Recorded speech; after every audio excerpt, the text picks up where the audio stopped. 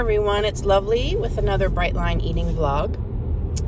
And I just had sort of a realization slash, I don't know, Brightline support explosion, maybe, this week through my connection with my BLE mastermind group. Again, we don't call ourselves that or follow the mastermind protocols, but we support each other through chatting pretty much daily through Marco Polo app. Is how we connect. And we also see each other because we live in the same town and we knew each other before Brightline. So we actually met through Overeaters Anonymous. So here's the realization. So this week, two things sort of happened. A member in my group was lamenting about how she had a great week, really crystal lines, really keeping her lines very bright.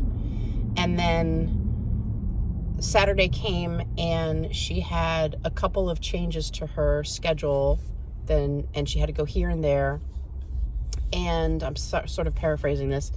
And she didn't plan her lunch out, and so she went to the grocery store and she ended up getting things that were kind of iffy, I think. But anyway, the point of what happened was she ate more than she wanted to, and she found it hard not to eat more than she wanted to and eat basically off plan. Not like, obliterating her lines, but just, and she was remarking to us, like, why is it sometimes, the question was like, why is sometimes like you're doing your bright lines and you're like, I got this. And then other times you're just like, I can't do this. I have to, I got to eat that. I got to eat blah, blah, blah. And at the same time that this happened, I had also a busy day on Saturday, and I had two events to go to. One event was right after lunch. One event was actually during dinner, and I had to bring some food to that. I was supposed to bring some food, like, a bottle of wine or some food. And I decided to make Brightline crackers, and I did. And then I was sitting there on Sunday or Saturday, and it was like an hour before I had to leave, and I realized I hadn't planned to have dinner. Like, I hadn't planned what I was going to do for dinner, that I only had planned to bring these lentil crackers with a little cheese and measure out, like, half a protein so I could have the other half protein with my dinner. But I was like, you can't go to a party where you're going to have all this stuff and there's going to be other stuff there, and it's going to be the party's most likely going to go past your normal eating time by at least an hour, if not two. Are you crazy? It was like, and I was very resentful. I was like, I don't want to get up and figure out a dinner to make myself, to bring, to blah, blah, blah. Because I knew that, like, I wanted to go to I wanted to have the freedom to stay at the party.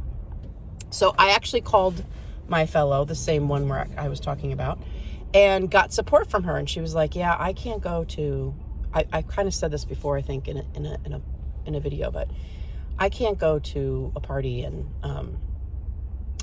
not have, my food there. It would be too tempting to me. I wouldn't be able to focus on the people. And I was like, that's going to happen too. Not only is it going to be hard. So anyway, from these two experiences, what I realized and what we then started talking about this week is, what's the difference? Well, I did get I did get a salad together. I worked through that resentment, got off the couch, got myself, a salad. I had a bunch of stuff to put in the salad, so it was really nice, and it went with the cheese and the lentil crackers, so it was like perfect amount of protein and blah, blah, blah.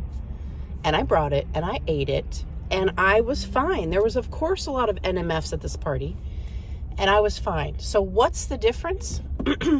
What is the difference between a day of different things being thrown your way and being able to keep your lines bright, and a day of different things being thrown your way and feeling like you don't have it? What's the difference? Setting yourself up for success. setting yourself up for the automaticity of eating what you're supposed to eat. It's not us. I'll just speak about me. It's not me. I wasn't stronger that day than my friend because I'm an addict. We are both, 10s on the susceptibility scale. We are both addicts. We both, there's no like, oh, I was just strong that day and, my friend wasn't. No, like I was only able to be strong, which is just to let's throw that out the window, that word. I was only able to follow this plan because I did the footwork, right? And I prepared myself to be successful. I set myself up for Brightline success. I didn't walk into a situation which was going to trigger my addiction in the hardest way because I was too hungry or I was tired or, all the things that trigger addiction, right? And so I just wanted to say that out loud and share that because it's easy to forget. It's literally easy, even though, I've been in 12-step program for a long time and been doing Brightline now for 6 months. I can forget that, and of course, I don't want it to be this way. I want to be someone who can walk into a room and whether I'm hungry or not hungry, keep my lines bright. But I can't on my own do that. I need to have all the supports in place. And when I,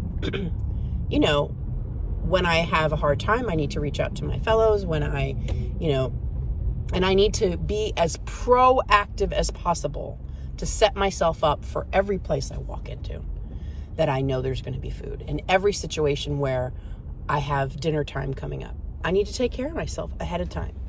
And it's not easy. And I oftentimes resent having to do that in the moment because it's like I was sitting there on the couch going, oh, I just want to, relax a little bit before I head out for the day. I'm not going to have much time at home today and I just want to relax. I don't want to get up and go into the kitchen and make my stuff and pack a dinner. Like I was so pissy pants about it. And it's like, I think I was pissy pants all weekend about food prep. And it wasn't just for this party. It was also on Sunday. I realized I had to cook a lot of stuff that I had in my fridge. And that would set me up for this week. And it did. And I am able to keep my lines bright. So I would love to hear from you, if you're willing to comment, what are the ways that you set up yourself for success? And how do you work through when the resentments come up about preparing, all the prep work that goes into staying successful, being successful on this journey of Brightline eating. Thanks for listening. I'm Lovely. Please like and subscribe, and we'll be talking to you soon.